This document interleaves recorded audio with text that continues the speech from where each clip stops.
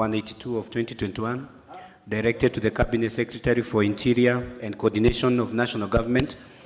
1. Could the Cabinet Secretary provide a status report on the investigations into an accident that occurred on 5th May 2021 near Pangani Girls High School along Juja Road involving an ambulance registration number KCY 015S belonging to Medhill Group of Hospitals, which led to death of Peter Oduor of National ID 2176-4388.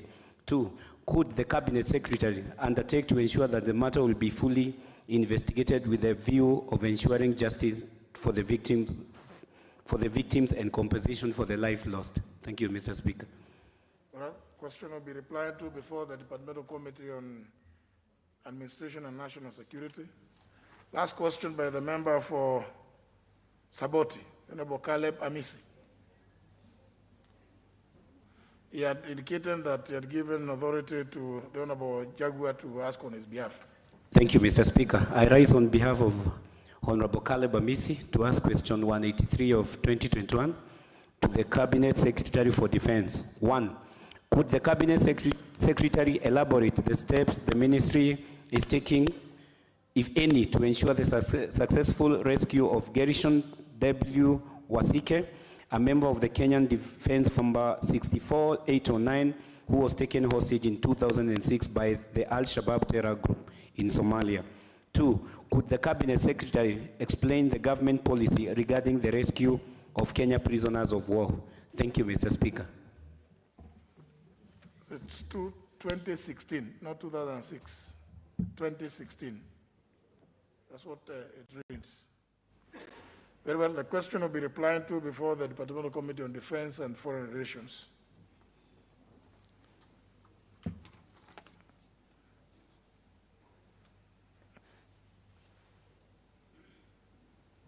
I can see somebody who has placed an intervention. Member for Dagoretti South, what's your intervention about?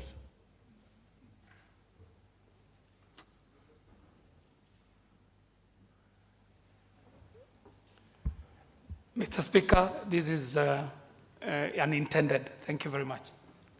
Good. Member for Moya, what's your intervention about? Honorable Speaker, there could be a problem with the system because my gadget here doesn't show anything. Thank you, Honorable Speaker. Any other intervention? Whether intended or unintended? Member for Garissa, is it intended or unintended? Speaker, mine is intended. Speaker, 2.5 months ago, I seek a statement from the chairperson of Energy Committee on the matter of independent power producers and their role in the high electricity bill. Speaker, I'm yet to get a reply from the committee, and Speaker, I urge you to direct that in our next sitting on Tuesday, the committee should furnish the House with all the information, because, Speaker, I asked for a written statement. But the statement I got, Speaker, had 5 fundamental questions. And 2 of the questions, and I'm sure the clerk has a copy of that statement, 2 of the questions, question 4 and 5, the committee asked that I should go to court and get a court order so that the minister can furnish me with the specific directors of the companies that provide power to KPLC, 13 of them, and secondly, they will not avail their contractual obligation, showing how much each company was paid per month. And Mr. Speaker, in line with Article 125 of the Constitution and the Powers and Privilege Act and Article 35 of the Constitution on access to information, a committee of this House, when it demands for information from the executive or any other arm of government, that information must be provided. So, Mr. Speaker, this is a matter of national interest. And when I saw that statement, Mr. Speaker, the same evening, the executive formed a task force, in a very unusual manner. But I am, as a member of parliament, I am under obligation to provide to the people of Kenya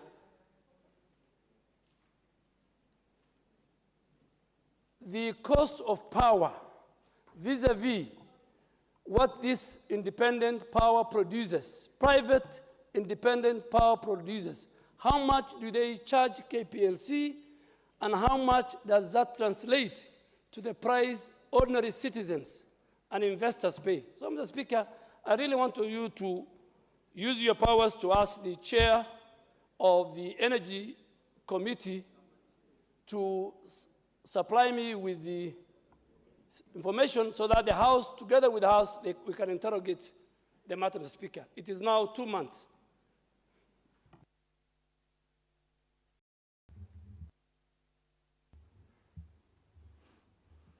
Where's the chair of the Particular Committee on Energy? The member for Nakuru Town East, the Honorable Gekaria, who deputizes him? Who's the vice chair?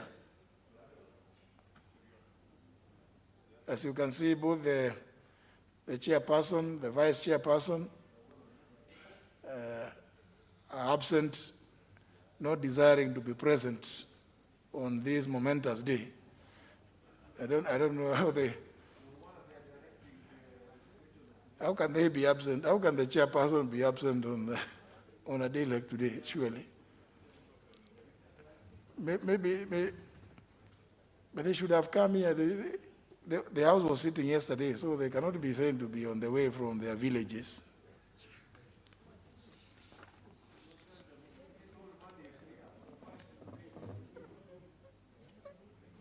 The member who is raising his hand up there, would you want to speak on behalf of the chairperson or on behalf of the vice chair? Or on your own behalf? Is that Honorable Osman? What? Okay. Very well, very well. Your concerns are noted, and the leader majority will convey that message, but let them bring the statement on Tuesday. It has taken too long. I can see an intervention from the member for Uriri. Honorable Nyamita. Thank you, Mr. Speaker. Mr. Speaker, on the 13th of May, I did ask a question directed to the Departmental Committee on Defense and Foreign Relations. My question had to do with compensation of one of their ex-members of the Kenya Defense Forces who had not been compensated for now over 25 years. And Mr. Speaker, you directed that question and the chair then, I think Honorable Kateo Lemetito, agreed to bring feedback to this House in 2 weeks. Mr. Speaker, to date, we are heading towards the end of June, and we have not heard from them. They have not come back to this House to even come and seek for additional time. I'm seeking your intervention so that they probably fast-track this, because the people on whose behalf I was petitioning are waiting for this feedback. You want the petition which you have just read out. Perhaps it could be addressed in that petition, is it? If it could be covered also, because mine was specific and I gave out all the details. So if they could address as probably they are responding to this, I would appreciate it. Katole Metito. Although the question was really not directed to the chairman, it was directed to the minister, the cabinet secretary. Yes, thank you, Mr. Speaker. And Mr. Speaker, I was indeed very glad when you referred that Budget and Appropriation Committee, because we have, a long list of ex-army officers who are having such claims, as alluded to by the Honorable Nyamita. But Mr. Speaker, it's also good to note that these cases, because they all ended up being in court, from the court martial to the High Court, and High Court actually cleared those officers, awarded them, damages. But when you inquire from the government, especially from the Ministry of Defense, and specifically from the Attorney General Office, they say there is a pending appeal. Government had appealed for such judgment, and there are so many, and they actually colossal sum of money, a lot of money, that were awarded to those ex-officers, ex-army officers. So now going to the budget committee, it is the budget committee that has got powers in this house to do appropriation. So the case of the Honorable Nyamita, I'm very sure it will be covered there, where the budget committee will look into the judgment of the High Court and whether there is any live appeal in the Court of Appeal on the same matter, and then they will make an informed decision. Thank you, Mr. Speaker.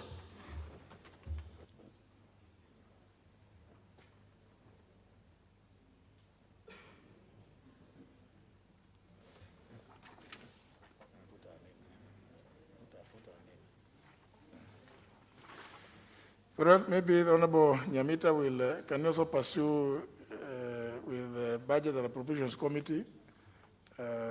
But certainly, and the Honorable Nyamita say that since he raised the question on the 13th of May, it is now towards the end of June. But certainly, 10th of June cannot be towards the end. It is not towards Honorable Nyamita. 10th of June cannot be towards the end of June. But nevertheless, your concern is noted. Yes, Honorable Nyamita?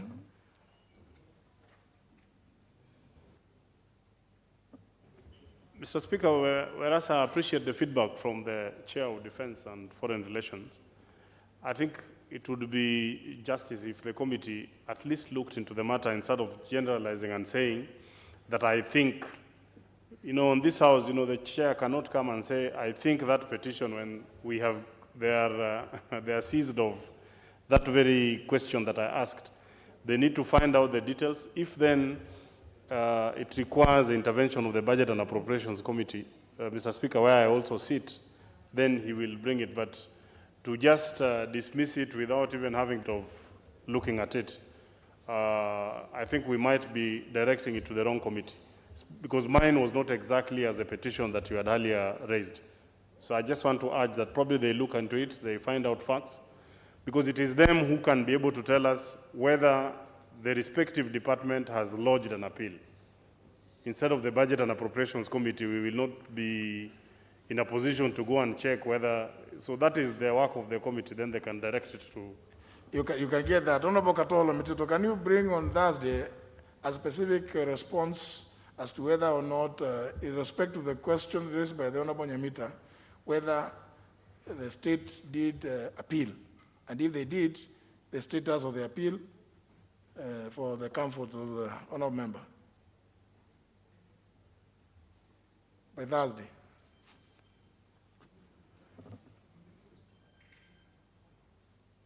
Yes, Mr. Speaker, Honorable Nyamita, my good friend, knows very well that this is a very, very serious committee. From 13th May, we just came back the day before yesterday.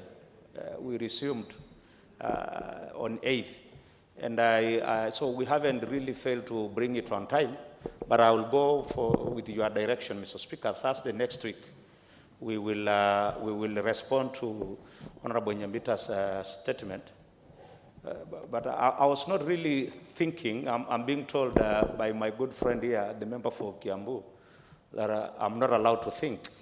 But Mr. Speaker, I am very certain that the end game for all these petitions on ex-army officers is a consolidated petition to be decided by the Budget and Appropriation Committee. But nevertheless, I will respond as directed by you, Mr. Speaker.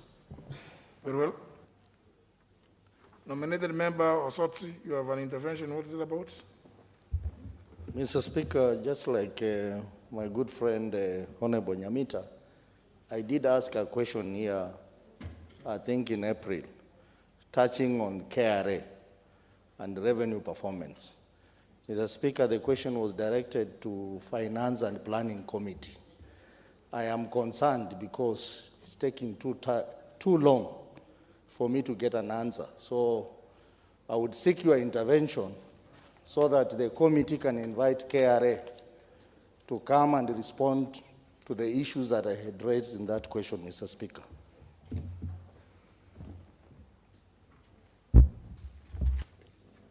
Chair of Budget, Honorable Wanga.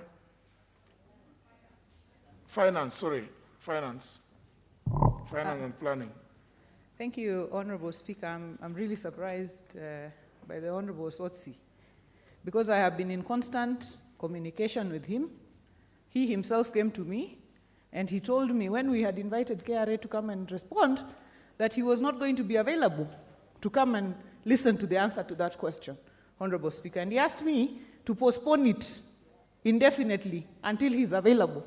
So I'm really surprised for the Honorable Sotsi to come and mention this on the floor as if the committee has not moved on the matter. Honorable Speaker, he who comes to equity must come with clean hands.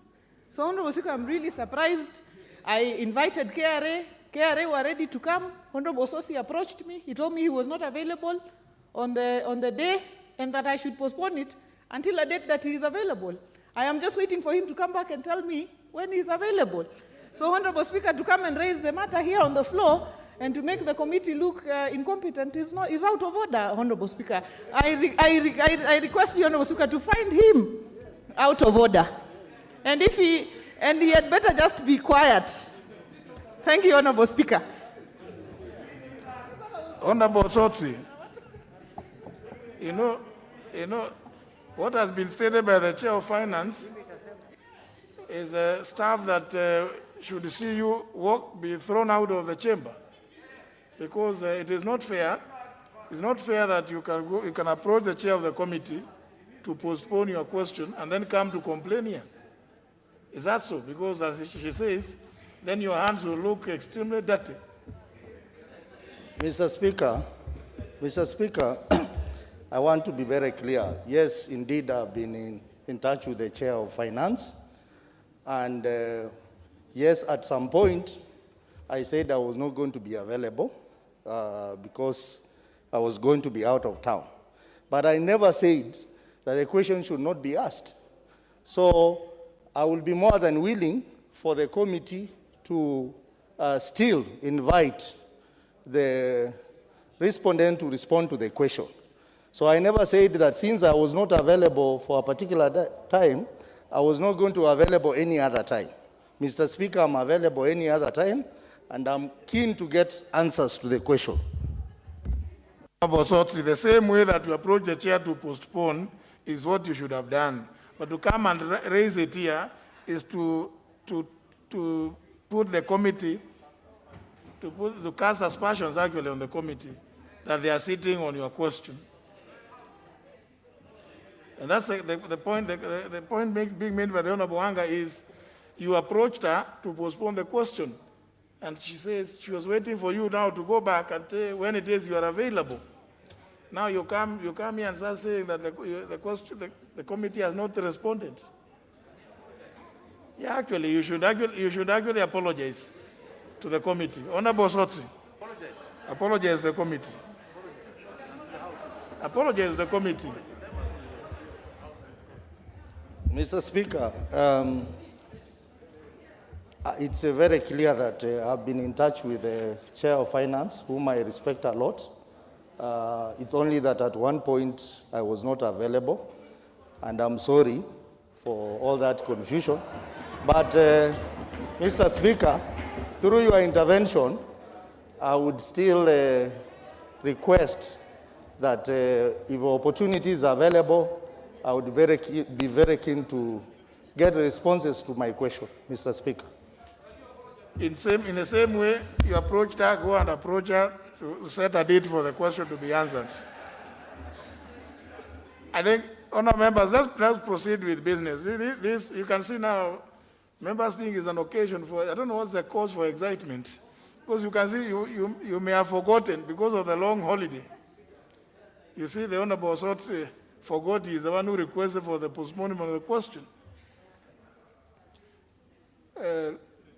Honourable Jaldesa, what's your intervention about?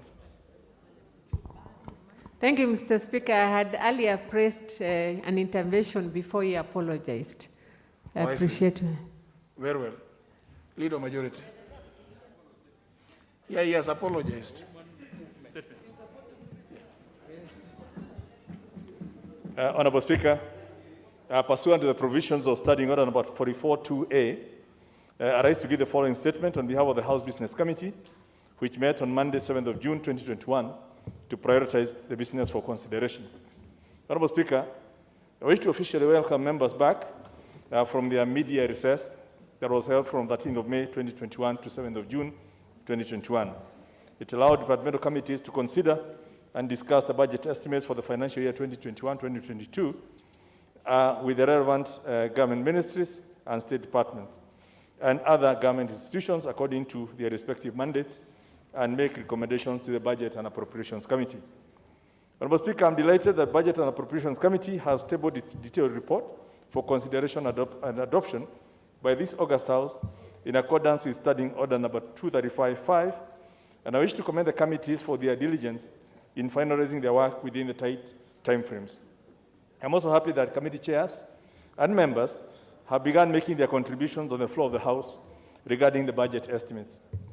Honourable Speaker, today we welcome the Cabinet Secretary for the National Treasury and Planning as he makes a public pronouncement of the budget highlights and revenue-raising measures for the government for the fiscal year 2021-2022 in accordance with Standing Orders number 25A and 244C. Honourable Speaker, during the afternoon sitting of Tuesday next week, we shall have the following bills being read the first time. Number one, the Trustees' Perpetual Succession Amendment Bill, National Assembly Bill number 23 of 2021. The Perpetuities and Accumulations Amendment Bill, National Assembly Bill number 24 of 2021. And the Certified Managers Bill, National Assembly Bill number 26 of 2021. Honourable Speaker, we shall also continue consideration of the report on the budget estimates for the financial year 2021-2022 for the third and final allotted day. Once this is concluded, the House shall continue debate on the motion on the report of the Auditor General on the financial statements for the national government for the financial year 2017-2018. Honourable Speaker, members will recall that we amended the calendar of the House to hold evening sittings on Tuesdays and Wednesdays starting from next week until our next recess in July. As such, during the evening session of Tuesday, 15th of June 2021, that is the session beginning from 7 to 9:30 p.m., we have scheduled the following business for consideration. Number one, in the Committee of Supply, in accordance with the procedure provided for in Standing Order number 241. Two, the second reading of the Workful Bill, National Assembly Bill number 73 of 2019. And number three, a motion on the report of the Departmental Committee on Finance and National Planning on the inspection visits to ascertain the impact of revenue enhancement initiatives on revenue collection. Honourable Speaker, due to the tightness of the business for the week, I'm informed that there are no questions scheduled for response by Cabinet Secretaries next week. Honourable Speaker, the House Business Committee will reconvene on Tuesday, the 15th of June, 2021, to schedule the business for the rest of the week. I now wish to lay this statement on the table of the House. Thank you, Honourable Speaker. Very well. Next order. Order number 8, the National Government Constituencies Development Fund Amendment Bill, National Assembly Bill number 4 of 2021, first reading. A bill for an act of Parliament to amend the National Government Constituencies Development Act 2015. Next. Order number 9, the Kenya Roads Amendment Bill, National Assembly Bill number 13 of 2021, first reading. A bill for an act of parliament to amend the Kenya Roads Act and for connected purposes.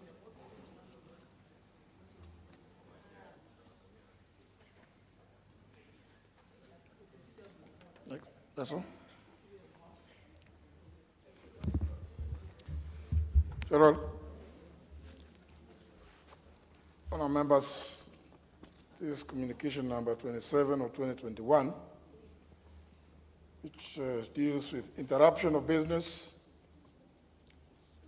for delivery of the highlights of budget estimates for the financial year 2021-2022.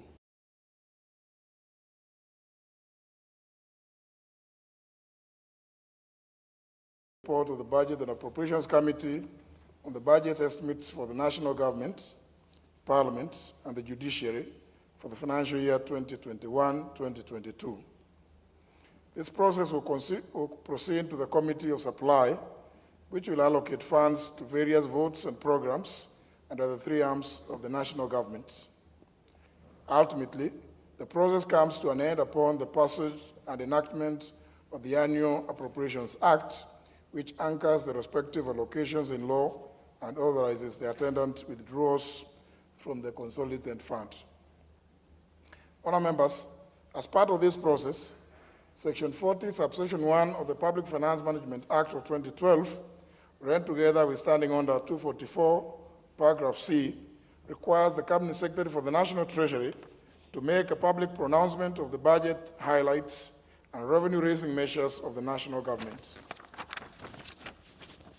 For this reason, I've shortly been interrupting business of the House to allow the Cabinet Secretary for the National Treasury and Planning to discharge this obligation. Honourable members, before I do so, allow me to recognize the following Cabinet Secretaries who are sitting in the Speaker's row for this occasion, being led as of time we are sitting, Mr. James Macharia, EGH Cabinet Secretary for Transport,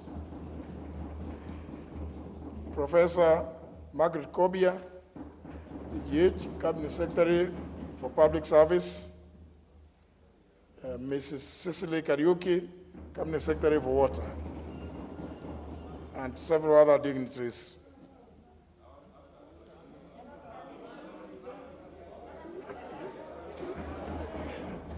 They are welcome to the National Assembly.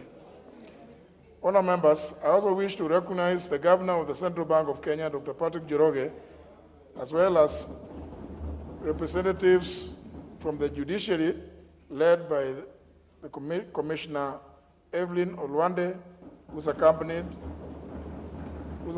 by the Chief Registrar of the Judiciary, Mrs. Anne Amandi, and other judicial officers. And are pleased they are seated in the diplomatic boxes. Honour members, seated at the public servants' benches are other distinguished guests from the National Treasury accompanying the Cabinet Secretary this afternoon. They include the Chief Administrative Secretary, National Treasury, the Honourable Nelson Gaishuye, the Chief Administrative Secretary, Planning, Mr. Eric Simiyu Wafuho, and the Principal Secretary, National Treasury, Dr. Julius Muya. Finally, may I also recognize our very own Mrs. Phyllis Macau, the Director of the Parliamentary Budget Office, who is also seated at the public servants' benches. Please join me, members, in welcoming them to the National Assembly this afternoon in our usual manner. Honour members, paragraph A of Standing Order 255, capital A provides as follows, and I quote, "The Speaker may designate a suitable place in the chamber or at the bar of the House for A, the Cabinet Secretary responsible for finance to make a public pronouncement of the budget policy highlights and revenue-raising measures for the national government as contemplated under the Public Finance Management Act, close the quotes. In furtherance of this provision, I have designated a suitable place to the right of Mr. Speaker's seat and adjacent to the public servants' benches to enable the Cabinet Secretary for National Treasury and Planning to discharge his obligation under Section 40 of the Public Finance Management Act 2012 and Standing Order 244C of the National Assembly Standing Orders. In this regard, honourable members, it is now my pleasure to invite the Cabinet Secretary for National Treasury and Planning, the Honourable Ambassador Ukur Yatani, to make a public pronouncement of the budget highlights and the revenue-raising measures for the national government for the financial year 2021-2022 and the medium term, not later than 3:15 p.m. Bwana Cabinet Secretary, karibu.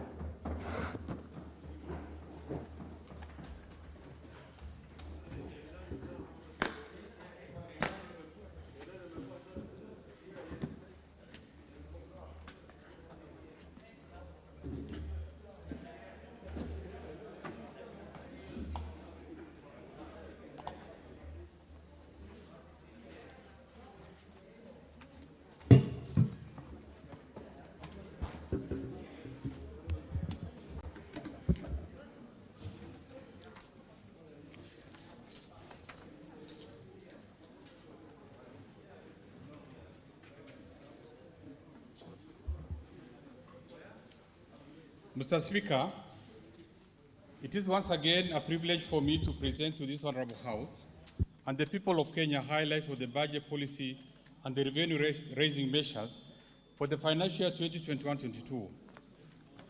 This statement is a fulfillment of the requirement of Section 40 of the Public Finance Management Act and the Standing Order number 241 of the National Assembly.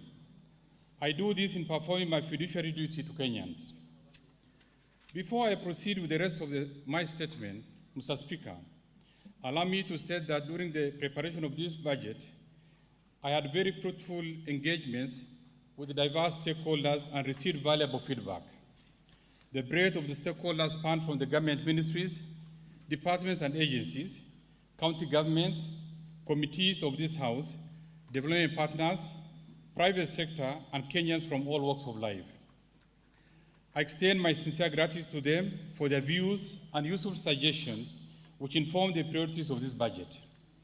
Mr. Speaker, pressing concerns raised by Kenyans during the consultation process revolved around the impact of COVID-19 and its containment measures.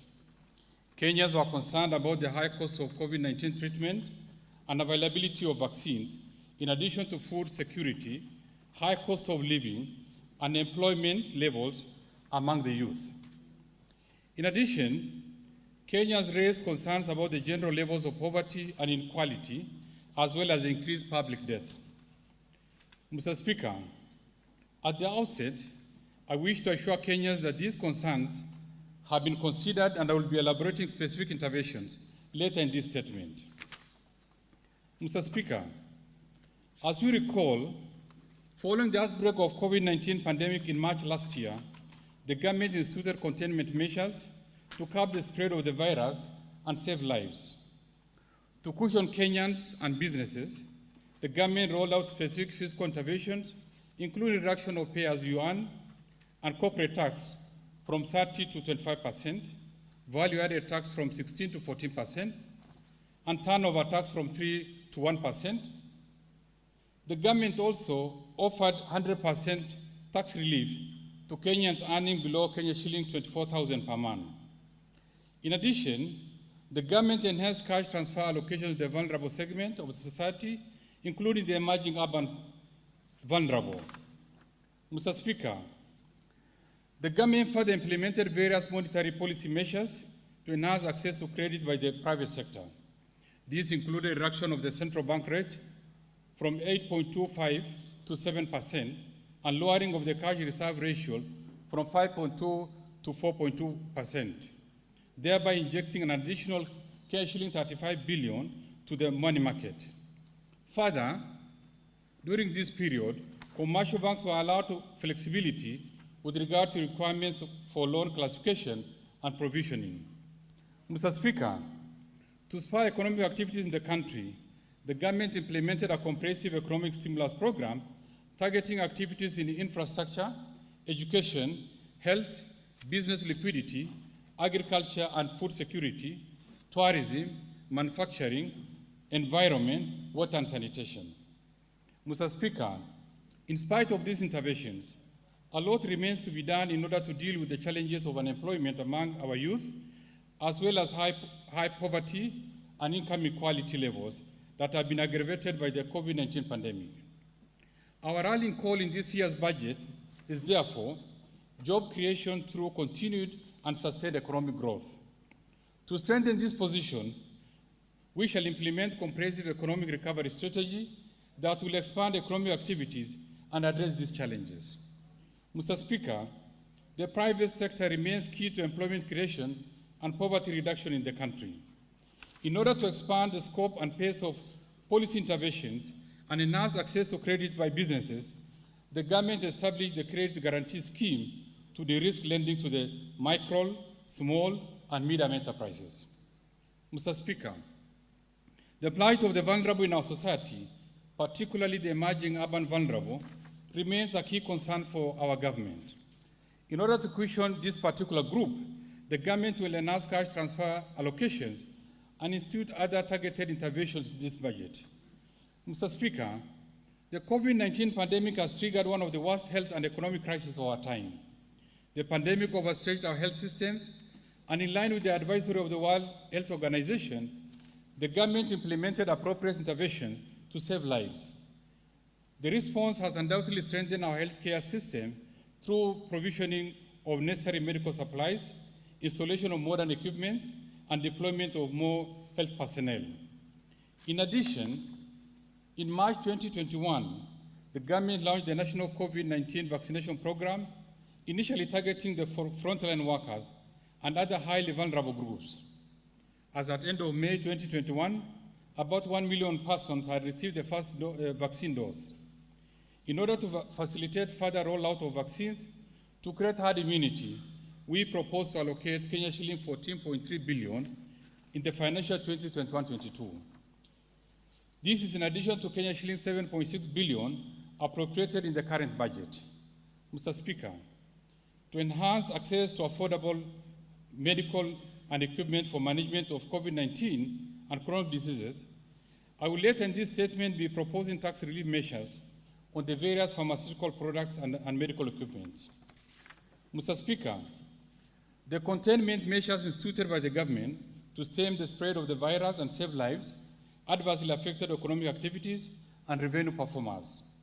To stimulate economic activities and enhance government's ability to respond, we prioritized health and social expenditures and formulated an economic recovery strategy program that targeted, first, enhancing our ability to respond to the COVID-19 pandemic. Second, reducing debt vulnerabilities through a revenue-driven fiscal consolidation with a view to stabilizing debt to GDP ratio over the medium term.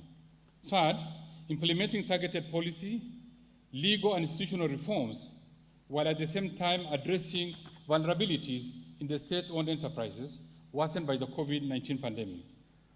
And fourth, strengthening the monetary policy framework and financial stability.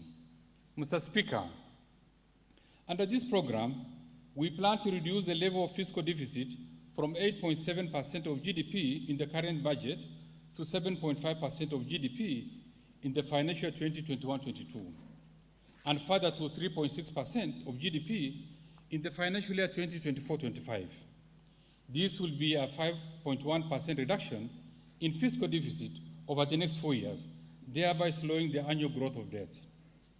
Upon our request, this economic recovery program is supported by multilateral and bilateral development partners, with the International Monetary Fund providing financial resources amounting to US dollars 2.34 billion over the next 3 years. Further, Mr. Speaker, in response to the COVID-19 pandemic, the G20 countries extended support to developing countries by offering debt service suspension under the G20 Debt Service Suspension Initiative framework. The fiscal space created under this initiative is to increase social, health, and economic spending in response to the COVID-19 crisis. Kenya has benefited from this initiative through expansion of health and social services.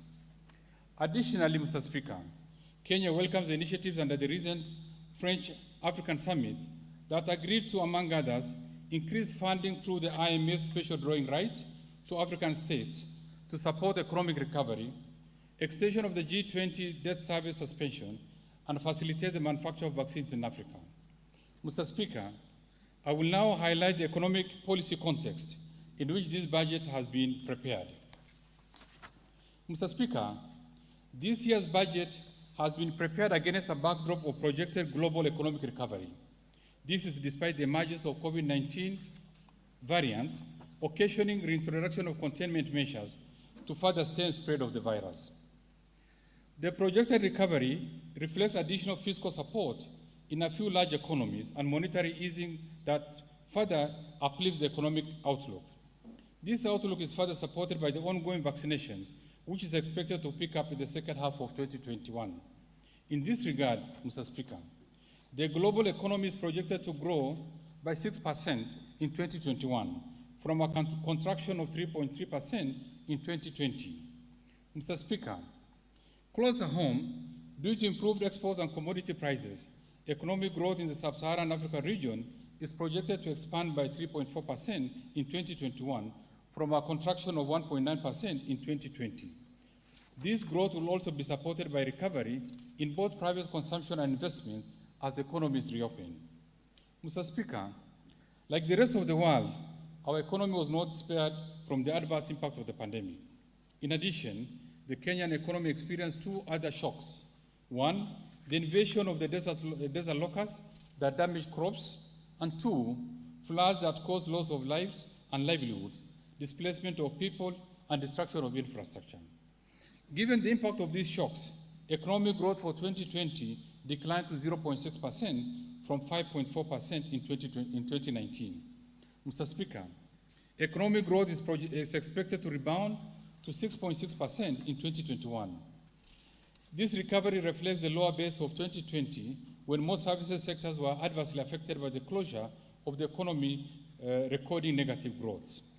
The outlook in 2021 will be reinforced by the prevailing stable macroeconomic environment and the ongoing implementation of the strategic priorities of government under the Big Four agenda and economic recovery strategy. Weather conditions are expected to be favorable, supporting agricultural output.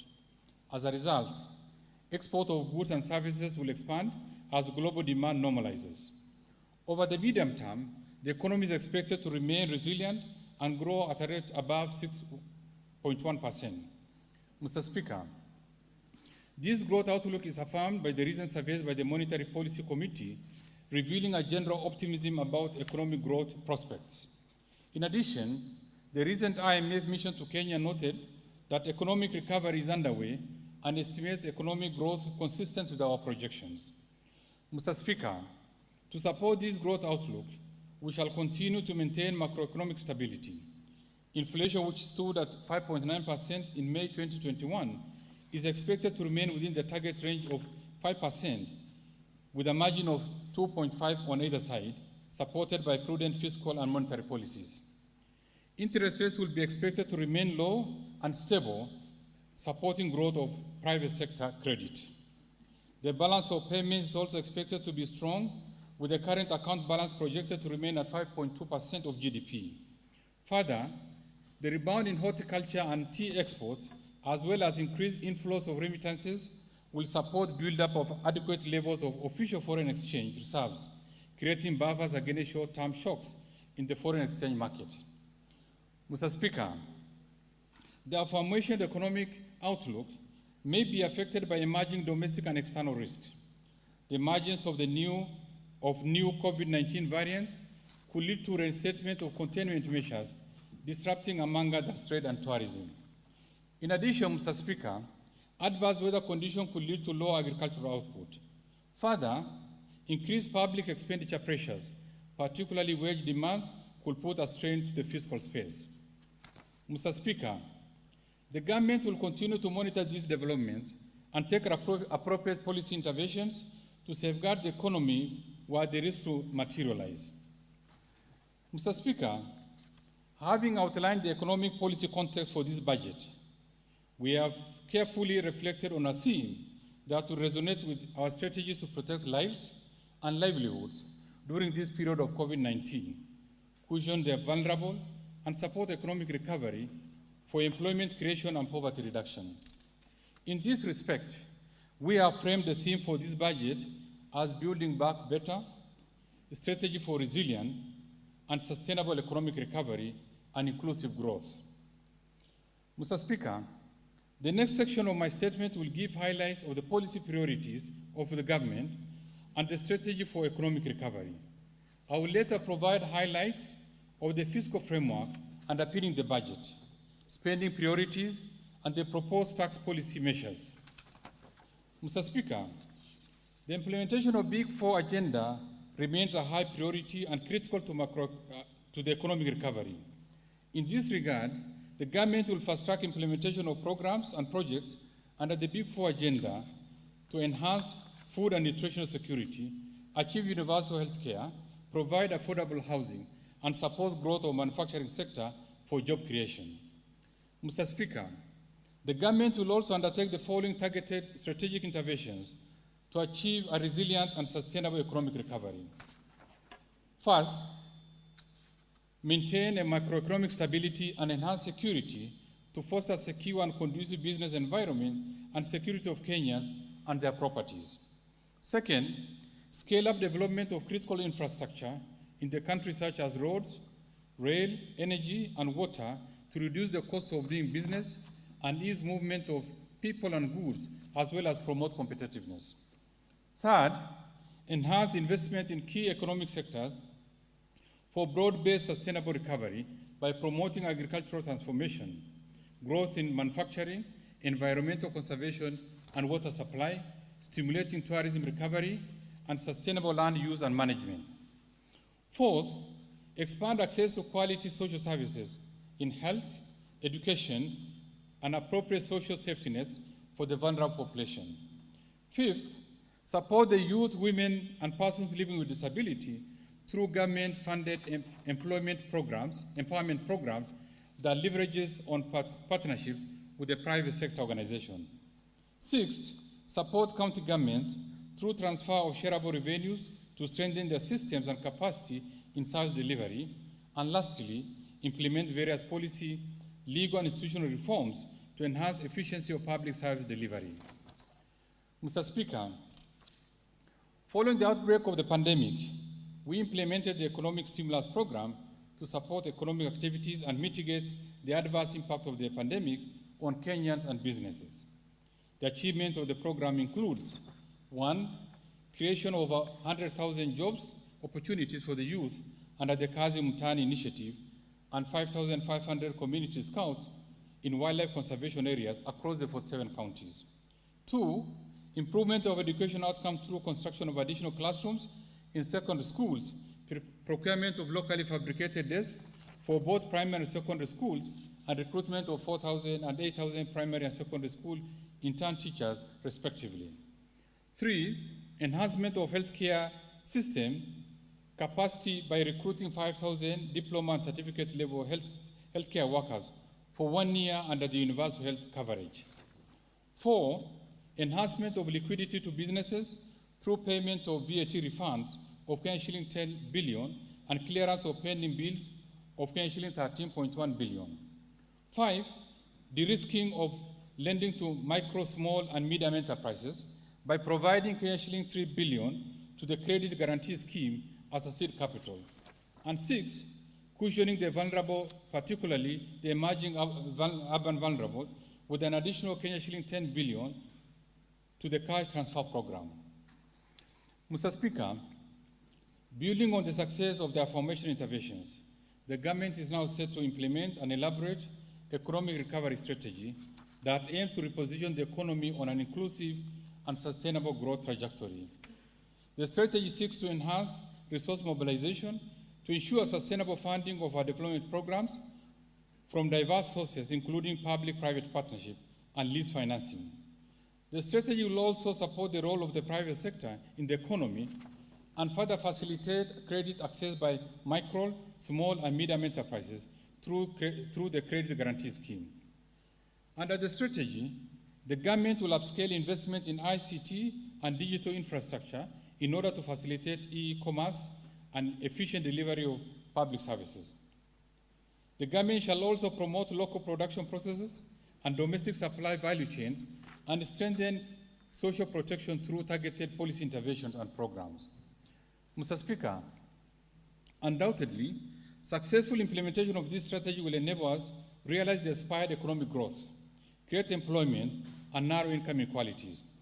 I will later in this statement propose budget allocations to the government priority areas.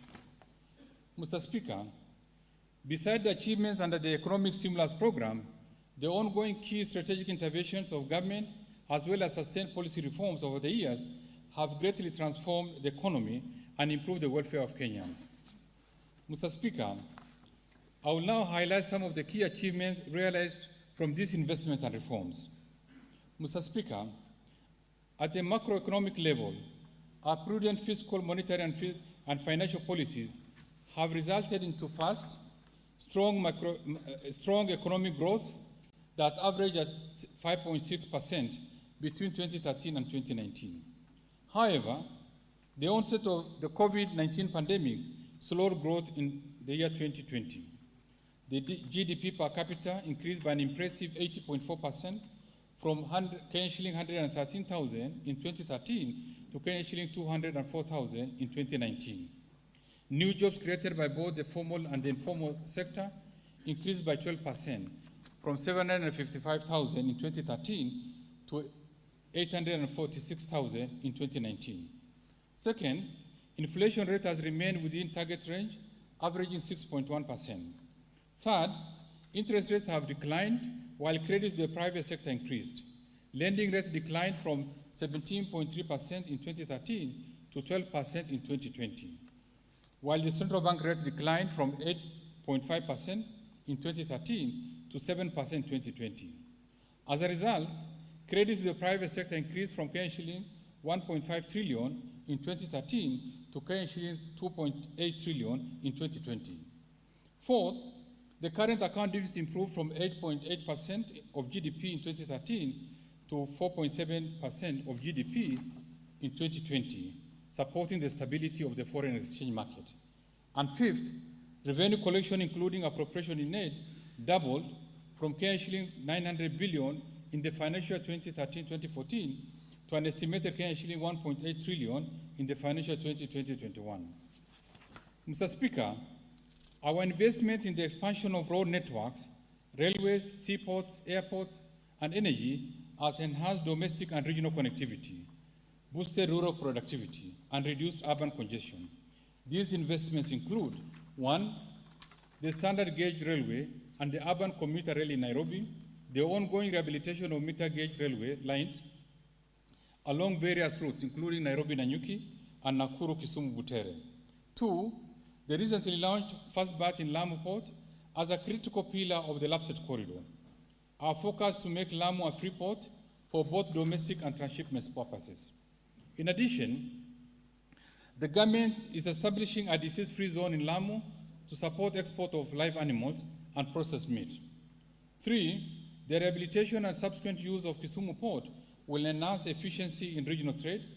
And 4, expansion in energy generation and connectivity, with over 7.5 million households today connected to electricity compared to 2.3 million households in 2013. Mr. Speaker, the government has provided various incentives at our ports, including exempting the fuel supply to the shipping lines from import and excise duty, VAT, as well as railway development levy and import declaration fees. To further attract more ships to our ports, particularly to the recently launched Lamu Port, the government will review the arrangements on fueling by vessels calling at the Kenyan ports, with a view to allowing to ship refueling and establishment of fuel bunker facilities. Mr. Speaker, in addition to the various reforms in the agricultural sector, we focused on the livestock sector by reviving the Kenya Meat Commission. We shall set up a meat processing plant in Lamu to provide ready market for livestock, increase income to farmers, and enhance the meat value chain. Mr. Speaker, we also focused on increasing fish production by refurbishing Yatani Fishing Complex and setting up a new fish processing plant in Lamu. This will promote exports and increase income for the local fishermen. Mr. Speaker, in order to improve access to land as a factor for development, we have stepped up investment in the sector and rolled out ambitious national program of land titling and digitization of land records. Mr. Speaker, tea and coffee subsectors provide livelihoods to millions of Kenyans. Despite its contribution, the foreign exchange earnings, the returns to farmers have been declining due to low productivity, high input cost, low levels of value addition, and weak regulatory and institutional framework. Under the ongoing reforms in the coffee and tea sectors, I'll be proposing further measures to enhance competitiveness of these subsectors. With regard to manufacturing, Mr. Speaker, the government has revived and transformed textile, leather, and automobile industries, which have in turn created jobs for our youth. The full operationalization of special economic zones in Dongokundu, Naivasha, and Kisumu will support local industries, industrial activities, and unlock additional employment opportunities. Mr. Speaker, the government over the years has supported local assembly of motor vehicles and motorcycles by providing various tax incentives. This includes removal of excise duty on locally assembled motor vehicles, duty-free importation of complete knockdown kits, and reduced corporate tax from 30 to 15% for the first 5 years of operation. I am pleased to note that the industry has responded positively to these interventions, and to date, we have approved 13 motor vehicle and 17 motorcycle assemblers. These local assemblers have created employment opportunities while also saving the country substantial foreign exchange. Mr. Speaker, whereas assembly of commercial vehicles have registered tremendous growth, the passenger category of motor vehicles remains underdeveloped. This category is still dominated by imported used vehicles, comprising over 70% of passenger vehicles, which is largely attributed to the high cost of assembly. In this regard, the government is working on a framework to support the assembly of affordable passenger vehicles. Further, the government, in consultation with the stakeholders, is in the final stages of instituting comprehensive policy and administrative reforms to fully entrench local assembly of motor vehicles and motorcycles. We remain alert to the structural constraints that impede the pace of economic development, aware that a resilient and sustainable economic recovery is indeed predicated on timely implementation of appropriate policy, legal, and institutional reforms. I propose the following interventions to improve the business environment, increase efficiency in public service delivery, and strengthen accountability and transparency in public finance management.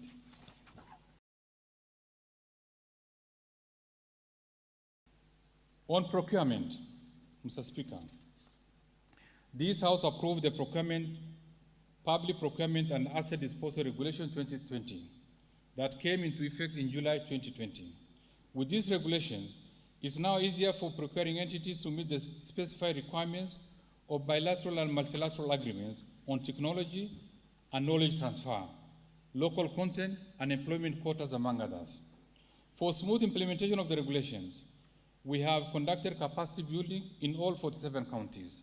I therefore direct procuring entities to fully comply with these regulations. Mr. Speaker, in order to ensure efficiency in procurement process and facilitate access by micro, small, and medium enterprises, the government has reviewed consolidation policy on procurement of ICT equipment and related services. In this regard, procurement of ICT equipment and related services will be decentralized to various ministries, departments, and agencies with effect from 1st July 2021. Mr. Speaker, last year, we began the process of automating public procurement through an end-to-end electronic procurement system. So far, we have developed an implementation strategy that re-engineers all public procurement processes, including functional and technical requirements. In order to actualize this initiative, 31st December 2021 will be the final date for rolling out the electronic government procurement system and therefore discontinuation of the manual procurement processes. In this regard, the government will realize savings as a result of greater efficiency, reduce operational costs, enhance transparency and accountability through increased bidding participation. Mr. Speaker, to support our local contractors and undertake construction of infrastructure projects, we have proposed changes to the contracting framework through the Public Procurement and Asset Disposal Bill 2020. The bill before this House proposes, among others, to allow award of contract to multiple bidders.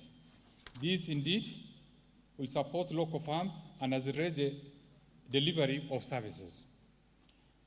Mr. Speaker, given the prevailing business environment due to the adverse impact of COVID-19 pandemic, there's an urgent need to evaluate the financial position and governance of key state corporations and institutions.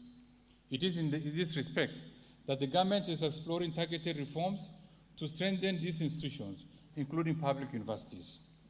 Mr. Speaker, in the interim, the government provided financial support to strategic institutions, including Kenya Airways, Kenya Power and Lighting Company, and Postal Corporations of Kenya, which were indeed in dire need of cash to meet critical obligations.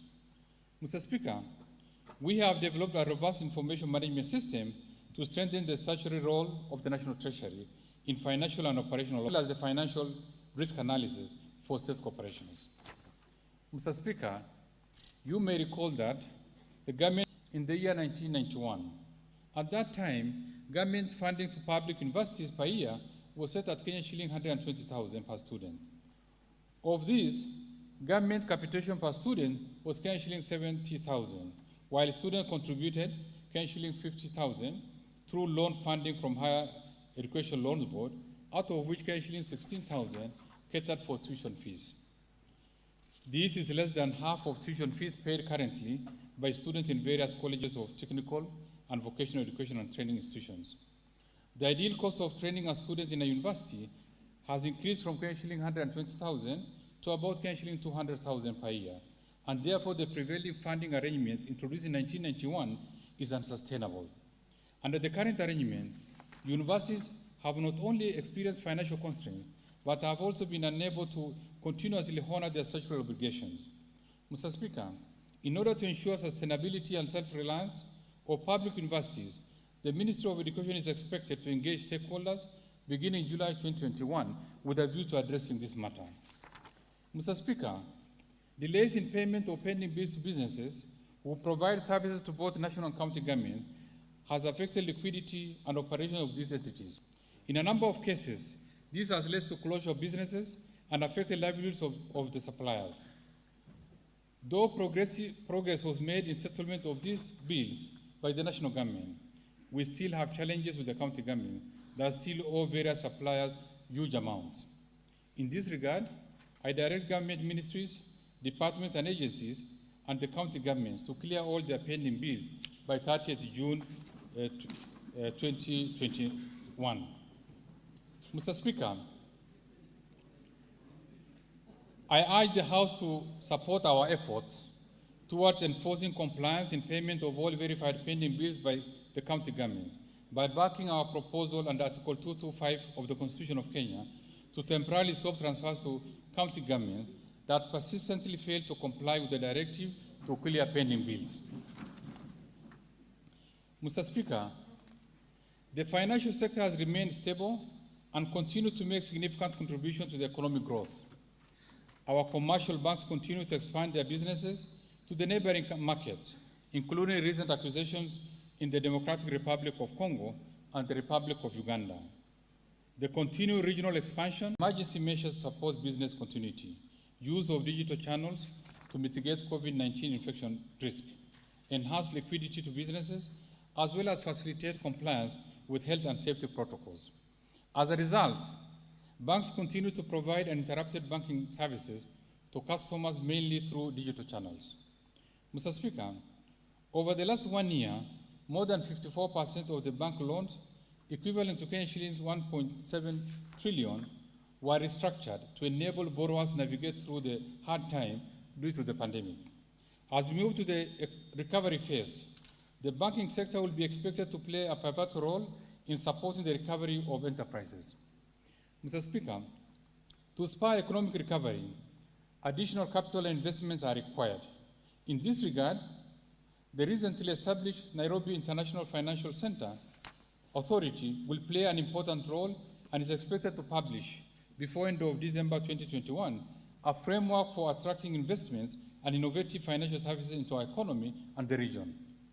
Mr. Speaker, the high cost of mortgages, land acquisition, and housing unit has limited access to affordable housing. Nevertheless, government interventions are beginning to yield the desired results for affordable housing. Significant progress has been made to enhance efficiency, transparency, and certainty in land matters by re-engineering the land registration processes, digitization of land records, and implementation of the Sectional Properties Act. The government is also in the process of streamlining and simplifying the legal and regulatory process governing the housing sector and providing basic infrastructure services to developers. Further, the Kenya Mortgage Refinance Company is supporting the growth of residential housing market in Kenya by providing long-term funding to the mortgage lenders in order to increase affordability of mortgage loans to Kenyans. As of December 2020, Kenya Mortgage Refinance Company had refinanced 1,400 affordable housing loans worth $2.75 billion. Mr. Speaker, the Kenya Mortgage Refinance Company is scheduled to issue an infrastructure bond by October 2021 to raise for its affordable housing finance objective. Consequently, the company plans to issue green bonds to finance climate-friendly housing projects. Mr. Speaker, during the current financial year, the government operationalized the credit guarantee scheme by providing seed capital of $3 billion to de-risk lending to micro, small, and medium enterprises. To this effect, the National Treasury signed credit guarantee agreements with 7 commercial banks who have now rolled out credit to micro, small, and medium enterprises. Mr. Speaker, to further promote access to affordable credit by micro, small, and medium enterprises, the government has committed to progressively raise the capital to $10 billion. In this budget, I propose to allocate an additional $2 billion to the scheme. Mr. Speaker, alongside the credit guarantee scheme, on account of improved business environment, the private sector has rolled out other innovative credit products targeting micro, small, and medium enterprises. Through these innovations, the banking sector had disbursed over $20.8 billion to micro, small, and medium enterprises, equivalent to 0.7% of total gross loans by end of April 2021. Mr. Speaker, in order to unlock the full potential of digital lenders, the government has, through the Central Bank of Kenya Amendment Bill 2021, proposed to provide for licensing of digital credit service providers. This bill has been submitted to this House for consideration and approval. Mr. Speaker, capital markets play a critical role of channeling national savings and foreign capital inflows into the productive sectors.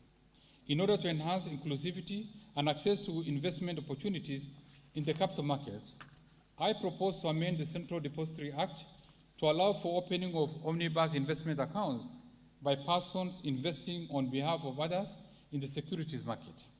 This will allow investment by individuals as well as collective investment by groups.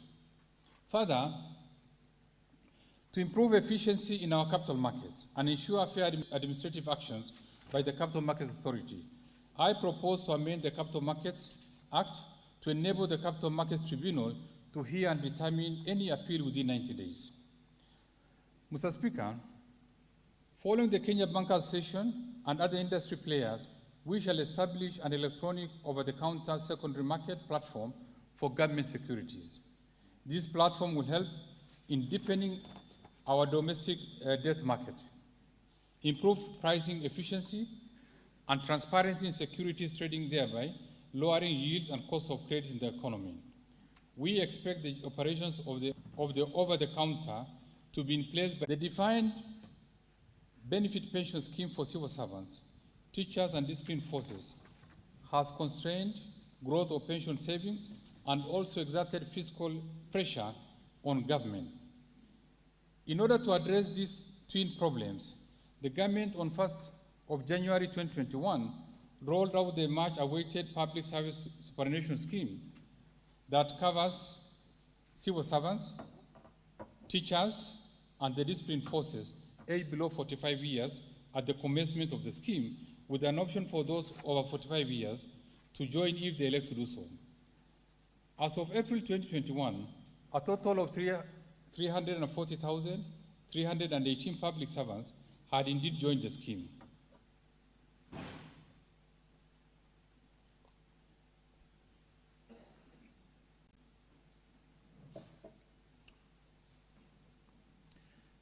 Mr. Speaker, in the past, the processing of payment of pension benefits to retired public servants has neither been efficient nor timely, thus denying senior citizens regular incomes. To address this, National Treasury has carried out targeted reforms including systems reengineering and the provision of real-time pension services in all the Huduma centers countrywide. I am pleased to note that as a result of these interventions, the cumulative pension payments and pension file process increased by 40% by 31st May 2021 compared to the previous year. We expect further improvement with the planned implementation of pensions management information system late in the year. Mr. Speaker, given the disparities in the design of the various existing pension schemes and the attendant laws, it has become necessary that these laws be harmonized, hence the need for establishment of one national retirement policy. The policy currently under development seeks to achieve comprehensive pension coverage across formal and informal sectors so as to protect the interests of beneficiaries and rights of pension contributors. In this regard, Mr. Speaker, I shall be publishing the policy by December 2021. Mr. Speaker, further, to enhance good governance and improve accountability and transparency in the management of retirement benefit schemes, I propose to amend the Retirement Benefits Act to provide for the registration and regulation of corporate trustees that provide services to pension schemes. Mr. Speaker, our retired citizens have continued to experience challenges in accessing Medicare. For this reason, we have developed post-retirement medical regulations to allow members to make additional voluntary contributions to a medical fund. This will enable retirees access the funds at the retirement or transfer a portion of it to a medical insurance provider. However, the existing regulations exclude post-retirement medical funds established under irrevocable trust by employers and service providers outside the retirement benefit scheme, popularly known as the standalone post-retirement medical funds. These funds have remained unregulated, thus adversely exposing members' funds. As such, I propose to amend the Retirement Benefits Act to provide for regulation of these funds.